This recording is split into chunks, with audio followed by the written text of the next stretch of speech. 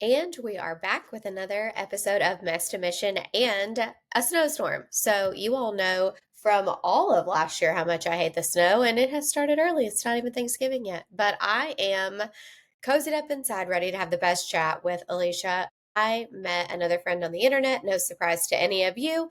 And today we are super excited to hear her Mess to Mission story about how she became a business and mindset coach basically and started her own business and is thriving. So thank you so much for being here today, and we can't wait to learn a little bit more about you. Thank you for having me on. I'm super excited to share my story, mainly because the biggest thing that I want listeners to know is that growth is not linear. It's okay to get messy and it's okay to fail. And if anything from my story, you're going to learn about how I got super messy and failed and pivoted, and it all worked out because that's just growing as a business owner and just human in general. Yes, I love it. So take us back to the beginning. Take us back to the mess part, kind of what transpired, what you're doing now. So back in 2020 is whenever I started my online journey, kind of when a lot of us started of we were sent home from our corporate jobs to work. We had all this time. And the biggest thing that got me is back in 2017 or 18, I was let go from a agency job. And then in 2020, when the pandemic hit, we were sent home and I was told again of, hey, we may not have a job for you if this affects our business. And so that kind of was like why I wanted to start my own business, because I was tired of my income and my safety and stability in someone else's hands. So without knowing what I was going to do, I was like kind of tired of social media management because that's what I've been doing in the corporate world. So I tried to get started into brand and website design because I did that for corporate world, but it wasn't like something that I was like really, really good at. So I was like, this will be a perfect opportunity to start, right? I got started. I got a few clients right off the bat, but I truly did not know how to sell website and brand design. And I was kind of at the point where I was like, okay, I really want this to be successful. I started kind of making connections. And so I was like, okay, let's go ahead and add on social media management. So here we are, probably 3 months in, my first little pivot of just figuring out my zone. Yeah. And I started doing social media management, and then it just kind of took off because that's something that I know how to talk about. That's something that I know how to sell and really serve clients. And so within my first year of business, I was able to start building a small team. So I had really fast growth based off of a messy action hustle based. And I started building a team, still had zero idea how to like run a team and all the things on it. I was just kind of winging it. And I would remember getting on team calls and being like, I'm new at this. I don't really know what I'm doing. I'm here to support you. But ultimately, like, please tell me like how you need to be supported, because running a team corporately and running a team as yourself is completely different. And so my next pivot, as I was building social media management, because here I am hustling and working a full-time job, I'm like, okay, I'm kind of getting burnt out. I declined some of my social media management, stopped doing brand and website design altogether. And I started doing lead generation and DM sales because that was, at least to me, easier to train a team member to help me out with. Yeah. And I was able to work less hours in it, but I was still stuck being on business for being on working 5 days a week, essentially. So there was still zero free time, but that's already my second messy pivot. And so that helped me go for the next like few months. In about 2021 of October, I was able to leave my corporate job because they wanted us back in office. And I was like, I'm not going back into office. Like Yes. Stay home. That's where the fun is. I like to wear sweatpants and sweaters. At that point, we also got a COVID puppy, and he did not know about anything about being like kenneled or anything. And so I was like, I can support myself. Peace out. Now, here's where things got even more trickier. Is I was doing this full time now, running a team, but I was so burnt out. Yeah. And my husband and I were engaged. We were about to get married. And so my business was thriving.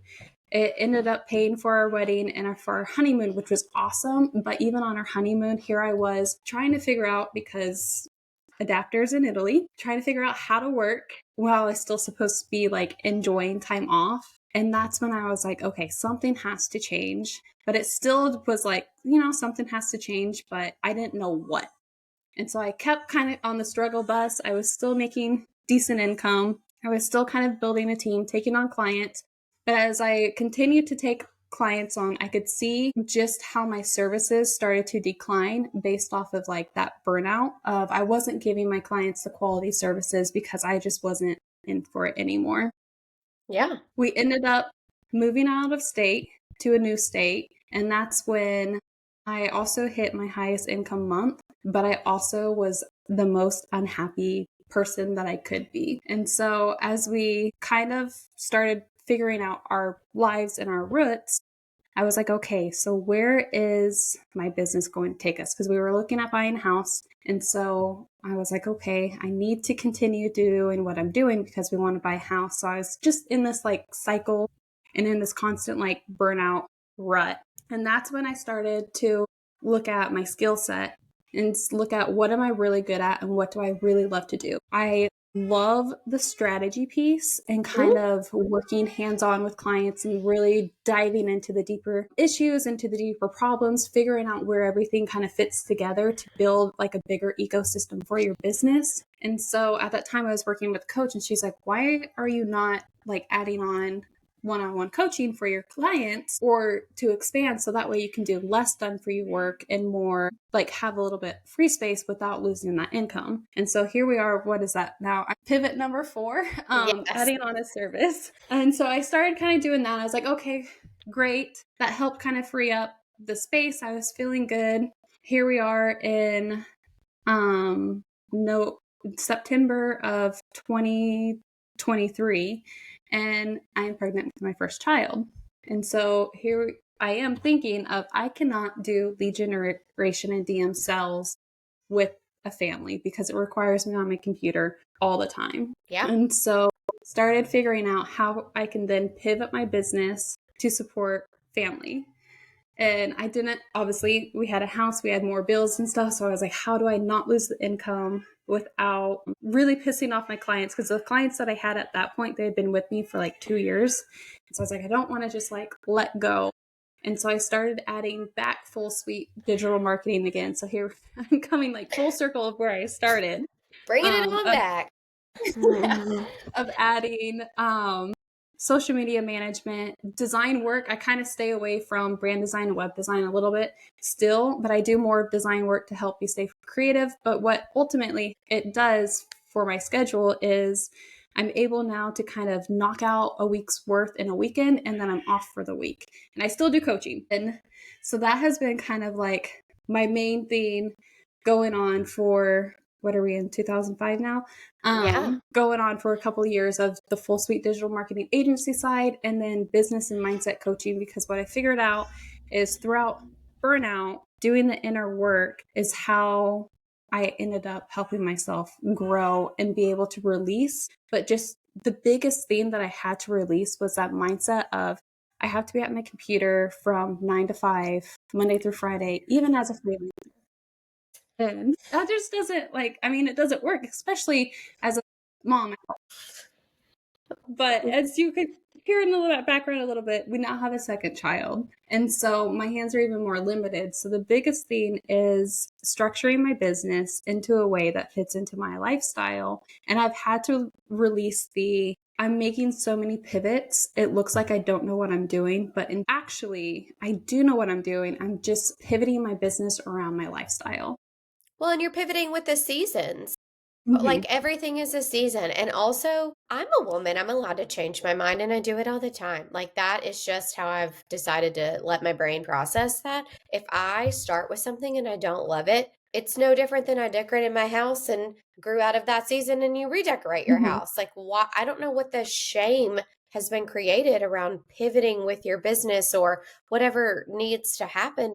It evolves like we're supposed to evolve. I don't do the same things that I did when I was 21. I don't wear the same clothes. Why would my business do the same thing for 21 years? Exactly. And I think that's where I've been trying to really hone in on the messaging of whenever my clients come to me for the coaching space and they are trying to scale their business, a lot of times it looks like doing that release of you got to let go of what you first built that got you to your point to expand to get to where you want. And sometimes it means getting messy, failing. And I mean, throughout the journey, I got fired from clients. I had clients that were fit, like all the things that you could have mistakes, I definitely made. But that's how I learn and that's how I grow. So even though like there were some months where I went from like a huge income month where I was barely scraping by and I was like, oh my goodness, what am I doing? I feel like a failure. And I was like, no, it's because I pivoted.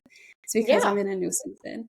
And that's part of being a business owner. And it's just kind of, if you're, my quote that I've had for the longest time is, if you're not learning, you're not growing. And what is the point of life if you're not growing and being able to like experience it and have a beautiful well-being life? Yeah. So do you think working with that business coach was your like aha moment of like, this coaching is what I need to do because I have filled up every minute of my day with the X, Y, and Z? Or was there like an additional pivotal moment where you were just like, dang, like this stinks. I don't want to do this anymore? I would say between working with her and seeing like that positive pregnancy test of your life is now really about to explode, those were both my little aha moments of I cannot do full-time done for you services if I don't want to build a team. And that's where I was really struggling. My growth is I was focusing so much more on making sure I hired the right person so my clients could be taken care of. And that was taking more out of my time. And I just never really had the energy, I guess, to be a better leader for like team members and to make sure I was hiring right. So I would get people that would like steal hours or just kind of ghost me and not show up. And so obviously it was like my hiring process of not finding the right people, but I'm also like, oh, you were really good at what you do. I want to hire everybody. And you can't do that as a business owner. So those were kind of like two aha moments. The coach that I was working with, she pushed me to accept that I'm really good at the strategy part and I don't always have to implement. That's where like my type A kind of goes in because I like to do Yes. like everything of like, okay, if I implement it with the strategy, then it'll all go like perfect and I can kind of control like the outcome. Whereas coaching, you can't control the outcome. It's just kind of, I'm going to hold you accountable. I'm going to try to make sure that, you know, you are doing the actions and the homework that I'm giving you. But ultimately, at the end of the day, the results are on your actions that you follow through with. It's so hard as a type A. You can be the suggestion maker, but you're not the decision maker. So it's like at the end of the day, if they don't execute A through B, even if they don't get to that second step, you can remind and encourage, but ultimately they have to be the one to take the reins. And for me, I'm like, I could have just done it by now. I could have just done it and had it ready and implemented in your business. I think it's such a hard thing to Mm-hmm. process because you want it to turn out so grand for not only just for their business in general, you've probably seen success with it or it's going to appeal to their clientele. And I think I 200% know how that is. Yeah, it kind of goes into like the if you win, I win, like Mm-hmm. a collaborative moment of we're all like, I don't truly believe in the competition in the online space. Like, we're all trying to build our dreams. And so if you come to me for support and if you win, then I win because that's like a testimonial that I can use to like show other people of like, look how amazing these people are doing. And I got to like help get them there. Or maybe that's like a little bit of a selfish like mindset, but ultimately at the end of the day, like if I could do the work for free and not have to pay bills and have women build wealth and like truly live their happiest lives, I would 100% do it without like charging. Yeah. But unfortunately, I got to pay bills. Yes. So, Yes. Well, and it's hard enough with when people do make it a competition or there's already enough negativity and competition out there in the world. We don't need to have any more. So yeah. I think that the strategy piece is that's my favorite part of anything because people just don't know what they don't know. And I say all the time, I'm not the smartest person in the room. I'm never going to be the smartest person in the room, but I want to fill the room with people who are smarter than me so I can learn from them and or they have a different perspective or life story that could pivot or change something that I'm thinking about. Mm-hmm. Yeah, that's a really good point of to point out of like if you think you're the smartest person in the room, find different rooms. because Yes. ultimately at the end of the day, like it goes back to like quote of if you're not learning, you're not growing, and you can't learn if you're the smartest one. That's where I always challenge. I think I met you on Threads actually. Like challenge myself to find people on Threads and to find people that are like super good at what they're doing, and then just like consume and learn from them. And that's like the only space that I really consume, and I love Yes. it because you can learn Yes. so much and collaborate, and it's just a matter of like how open are you to let go of that ego and to really kind of like allow yourself to get in uncomfortable spaces and do uncomfortable actions, because that's whenever you see your biggest growth. um which from my whole journey and story, it was all very uncomfortable. Yes, absolutely. What do you think one thing, like, as you've learned and pivoted and kind of been on this journey, what's one thing that you wish you would have known prior to becoming an entrepreneur? Ooh, there's so much I wish I would have known. I think one of the biggest things that I wish I would have known is just the fact that it's okay to fail. Like, I felt like I had to be like this perfect image all the time. And at the end of the day, like, people want to see the messy actions. They want to see, like, they want to hear the stories of like you failing. And it's okay to share of like, hey, I just started, and I haven't had a client for like 6 months or whatever. For coaching, it took me a while to learn how to sell my own coaching, even though I was selling for that in like other people's DMs. And that's where I felt like such a failure, because I was like, how come I can't like sell these packages? And whenever I opened up on stories and just talked about how I was struggling of selling coaching services, like people resonated with that and was like, oh my gosh, I'm so glad that you shared that. So it's okay to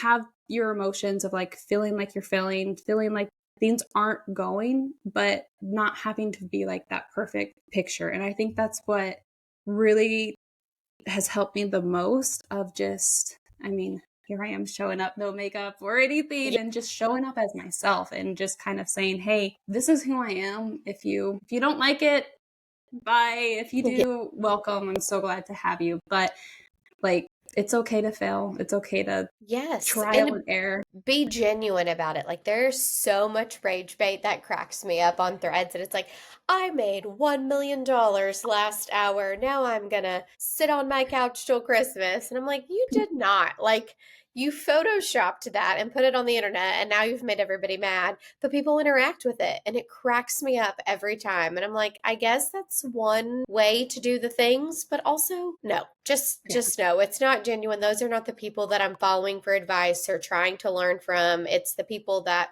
can say, "Hey, I started a business," and selling yourself is hard and it's scary, and it's putting yourself out there for people on the internet to criticize your tactics or disagree with you, or they don't like your voice or they don't like your face. And it's like, okay, well, sorry.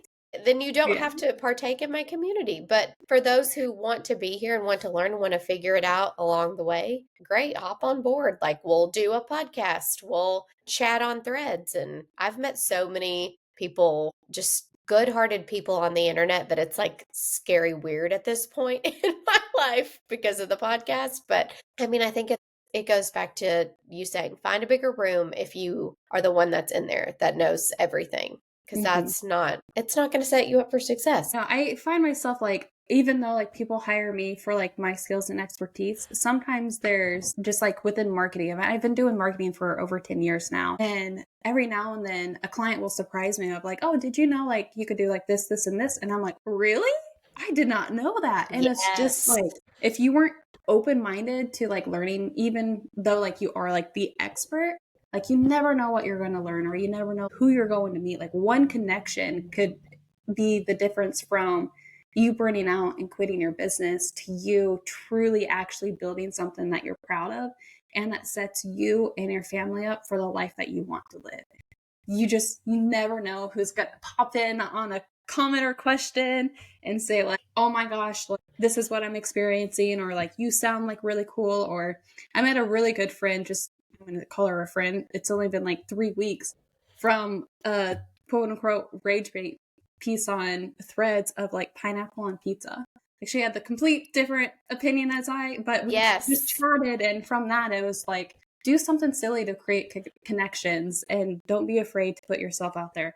You're going to have the people that are like, you're terrible or like whatever, but like that's you're going to have that in person too. They just may not say it to your face. They're going to think it. But Yep. don't be afraid, and if people hurt your feelings, that block button is the best thing for you. Yeah, and they can go on somewhere. Absolutely. So you're kind of, what are you finding? I know you said you've done marketing for 10 years, and this really is like a off the wall question, but like what are you finding your passion in for marketing right now? Like I know you say like social media and things like that, but I don't love social media. I actually would rather watch it burn all to the ground. And I know that I meet really great people there, so nobody come for me. But like it's just not my passion. It's just not my joy. I do like meeting people via podcasting, but like marketing, it like kind of makes me want to cry sometimes. But like, what do you find the passion in for your business currently?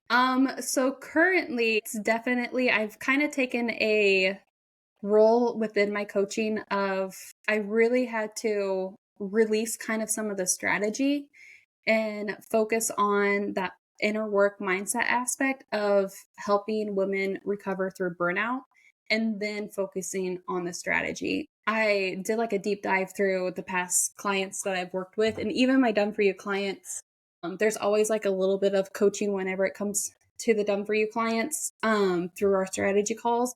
And it's the core of like every call that we've done is healing burnout, of like slowing down and the conversations that we're having. I had a really good conversation with a client a couple weeks ago that she's integrating breath work into her business more, and it was the conversation of just teaching people how to slow down, simplify, and create space to actually like live and heal Yep. from that hustle and burnout. And I find a lot of my coaching sessions to be more of the inner healing work than the strategy. And then like after they feel kind of like that release and start to feel more energized, then we dive on the strategy, because ultimately like if you don't allow yourself to heal, you're going to be how I was, stuck in that burnout cycle for years and feeling the pressure of, oh my gosh, I still have to make money because we have bills to pay, but I don't love what I do. And Yep. that I think is been like my biggest kind of excitement pivoting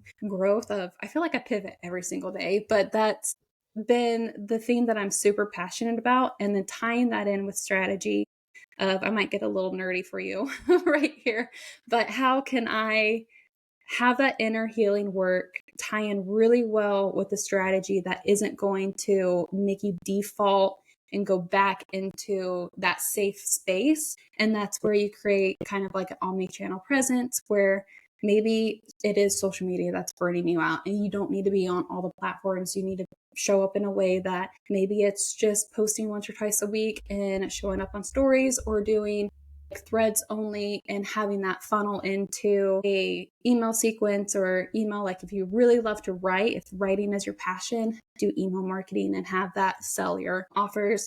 Or I just started doing a podcast myself because I find that I can talk and explain things Ooh, out more. I love podcasters. I can talk and explain things out more.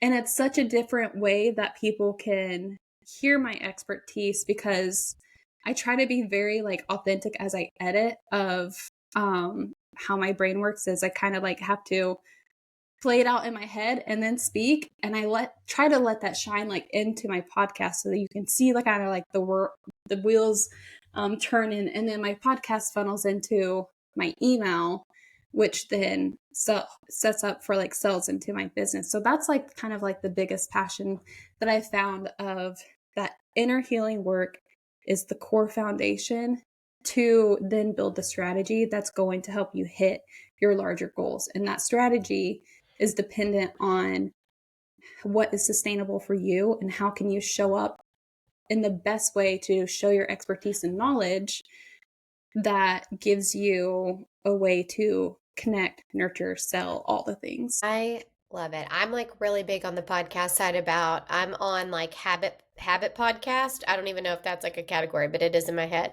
Like podcasts that are all about like talking about habit stacking and like healthy ways to like you're saying healing work or inner work or writing things down or doing your daily walks or all these things to like reset your nervous system or reteach you how to play again as an adult, like pottery, painting, coloring, all the things. I'm on like habit podcasts right now and I'm loving it. Like I'm obsessed. I think if you people were like going through my previous episodes of stuff that I'd listened to, they'd be like, okay, you're an absolute weirdo. But I love it because it's just a bunch of positive ideas of things that you can do to calm yourself from being overstimulated or your nervous system being irregulated. And then it leads into your passion. You get to ideate more, you get to play more, you're more creative, and it doesn't feel so much as a job as it does something that you're excited to do and show up for each day. Oh, I 100% agree with that. I'm also going to have to look into more of the habit side of podcasting because Yes, I I'll say love that, especially if they're talking about hobbies, because I think that's one of the big things of like stop monetizing every single thing that you do and just learn to slow down and have fun. yes, And absolutely. whenever you do that, your business grows. It's like, it's a wild concept, but it is true. Yes, absolutely. Well, where can they kind of learn more about you and like how to reach out to you, whether it be for strategy or just to follow along in your journey with social media or any type of marketing? So if you would like to connect and learn more, I definitely say connect with me on Instagram or Threads at Alicia Croci. From there, I have links in my bio of like what I'm currently offering. My main signature package, if you want more help, is called Soft Mama CEO, and the link is in my bios, and that is just a space for women to moms in general to get support on strategy and the inner work. And it's a 6-month or 12-month mastermind, and that's my kind of like my main things. I do have a free community if people want a free hub. I'm trying to build up a channel inside of it called Moms After Dark, where it's just a space to kind of go in It's and hysterical. chat and about what you're binge watching. I like to try to like throw in like silly things. People aren't engaged yet, but I'm working on it. I just I started like a couple it. weeks ago, but just a space to I feel like we're missing deep connections, deep real connections, and I'm trying to build a space to create more deep real connections that you can just pop in whenever you want or just like hang out and And we're drop all in. up after dark on TikTok. And if you say you're not, you're a bold liar. We're all awake, like wanted to be in bed all day. And then the kids go to bed and they're like, crap, I'm going to sit Yeah. here and watch 7 episodes of Grey's Anatomy and the season's not even good anymore. And here we are. Yeah. So So if you're up after dark, pop into the community is called the second shift. Moms understand that lingo a little bit more, but Moms After Dark is the hangout place to just vent, talk, chat, BS, whatever you wish. Alicia, thank you so much for being here today. I can't wait for people to connect with you further or follow you on Instagram or kind of follow you along with this journey. Thank you so much for having me. And I am just really grateful to be able to share my message. And hopefully, at the end of the day, you learn that it's okay to fail and it's okay to get messy. That's what leads to growth. I love it. Thank you so much.